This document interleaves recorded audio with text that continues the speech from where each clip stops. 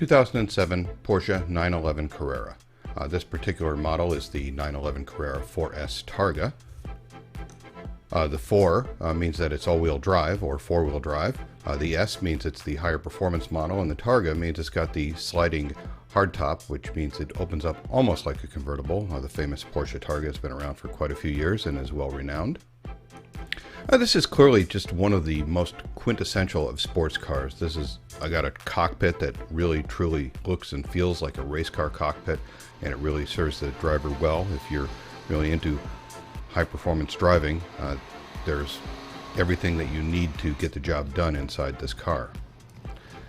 The rear engine Porsche, of course, has traditionally put a lot of the weight in the back. In this latest generation, however, they do have the engine entirely forward of the rear axles, to making it more of a mid-engine car, and as a result it is a much better response and an easier to drive car, especially nearer its limit, or especially near to its limit. This is also further enhanced by the fact that this particular model has all-wheel drive. That means if you encounter slippery road surfaces, it holds traction very well, and it takes off well. You don't have the spinning tires you might have with the 350 horsepower and a 3,000-pound car. One of the nice things about the latest generation of the 911 Carrera is that it's become a pretty nice car just for everyday driving. It's no longer the harsh brute that it might have been in years past. This is fairly quiet on the highway, it's pretty comfortable, and it does the job that it's supposed to do, and you could drive this every day. It's even frugal enough with more than 20 miles per gallon, as long as you use the throttle with some gentleness. Now, of course, it being a 911,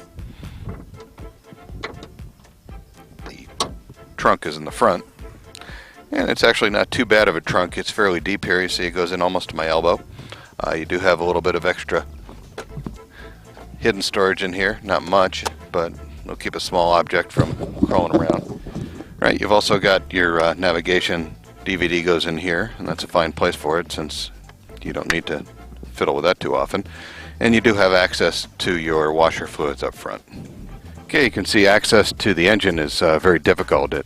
A mechanic actually has to go through some effort. Most of the things are accessible actually from the bottom. You have to put this car in a lift to access the engine. This is a 3.8 liter opposed 6. It puts out 355 horsepower, and it's actually quite a lightweight car.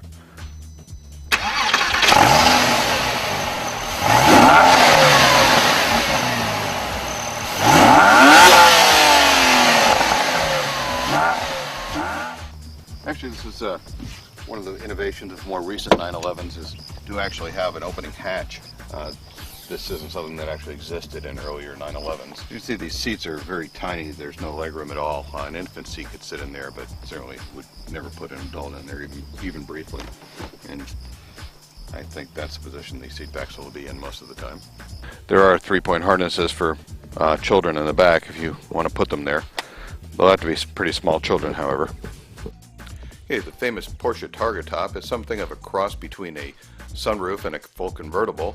It's much larger than most sunroofs, and it does a very good job of letting in a lot of light and air when you want it to, and actually there's a cover so it can be completely closed off, and it acts like a hardtop. Okay, you can see the steering wheel has a little bit of angle adjustment and a bit of in and out. It's not a huge adjustment, but it's a pretty tight-fitting cockpit anyway, so it's all you really need. Okay, as you can see, this is a very tight-fitting cockpit here. This is a car that means business as a sports car. I've got good forward visibility. The slope of the hood means I can see the road very well. I can just barely make out where my headlamps are so that I can see the edges of the car for parking or close quarters. You notice I have even in the center dashboard here there's a stopwatch. A very unusual feature to have in a car, but again, this is made for going around the racetrack. And there are just a few luxury items that make this an affordable street car, or not affordable, make this a reasonable street car. There's a lot of buttons here. This is for the phone. Most are equipped with a phone. If I try and push a button here, it'll just tell me there's no phone. Internal phone not available. So I'll hang it up. And I hung up nothing. We can go to our CD, AM, FM. There's no CD. This is an SOS, emergency button. A lot of little things here. If we want to go to the map in the navigation system, it instantly goes to the map. We want to go back to our audio system. Gives all our controls. This is not a touch screen, so I have to use these buttons to determine what I want to do. It takes a while to figure out exactly what each button does. In fact, I have no idea what most of these buttons do. It has automatic climate control. I can figure out how to change the radio station and turn on the climate control, and I'm pretty happy with that. We have our nice automatic climate control here. If we want to just turn the fan down, everything's pretty easy. Kind of nice feel to the buttons here. This is the button to open and close the rear spoiler. This sets the sport suspension, sport exhaust, turns them both on. This is the Porsche stability management system. That one beeps because you have to be serious to want to push this button. We do have a lock in the glove box, so we have some security here. Right now the glove box is mostly filled with the manuals. You can see this has multiple manuals, and they total roughly 1,000 pages of information to give you an idea of how much there is going on in this car. You've got about 1,000 pages to read if you really want to figure out how to use and understand this automobile. Also, up here you do have an insert for your CDs. You can put 2 CDs in there. That's kind of unusual. I've never seen a 2 CD player. You've got a pen holder, another unusual feature. Under here, we have our cup holders, one of the most elaborate cup holders I've ever seen. Actually, according to the manual, they're just can holders. You're not allowed to actually put a cup in there, I suppose. But they're well hidden. Very interesting. We have lots of information in our instrument panel. We have full water temperature and oil temperature and pressure. And of course in the center is the tachometer. This is designed just like a race car should be.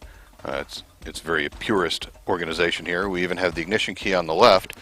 That's to quicken things for the Le Mans start. When you're racing and you're jumping into the car, you can throw that key in the ignition faster than you would if it was on the other side of the steering wheel. You've got nice seat controls here. Porsche actually has some very nice tight-fitting seats. You've got the lumbar here adjustment, and it can move the lumbar where you want it to. Of course, you've got your seat rake that goes back and forth easily, and you can lift your seat up and down, go back and forth very easily. Of course, you've got the buttons here for your trunk, for your rear hatch, and for your front trunk. Actually, called this a trunk. I meant to say your engine compartment, which is what Porsche does have in the back. And of course, we have some memory positions for the seat once you spend all the time getting everything adjusted correctly. You've got an airbag in the door panel, as you're being warned here. And of course, you do have some extra storage in the door panel. That's nicely covered with, and it's deep enough for a few handy items. You've got your window lifts here, up and down. The funny thing about the passenger side is you have a one-touch up and down for the driver's side. You do for the passenger side, but only goes one touch up once the windows are already about halfway. That's the most peculiar thing I've ever seen on a window.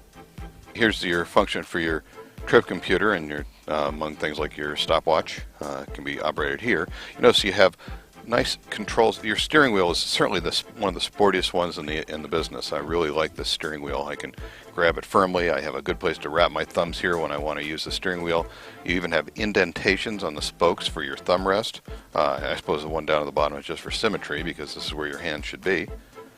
This is a very good job of, this is exactly what a race driver would want from a car. You've got an auto dimmer for your rear view mirror, of course. You've got map lights for the driver and the passenger.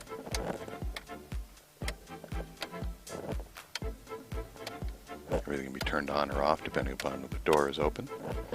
These are HomeLink garage door openers, remote control. You can just set them as you want. Of course, with the rake of the windshield, the sun visors are very close to you, so you can't have very large ones. So you've got these narrow sun visors with little tiny mirrors that light up when you open them.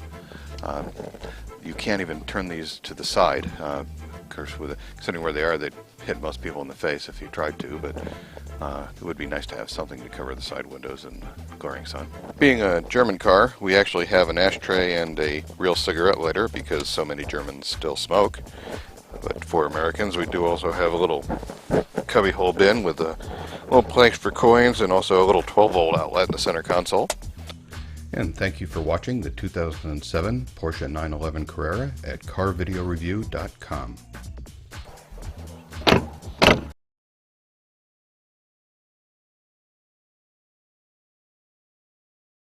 This is a first. I am working in the snow. I'll show you up. It is snowing, see? Big drops.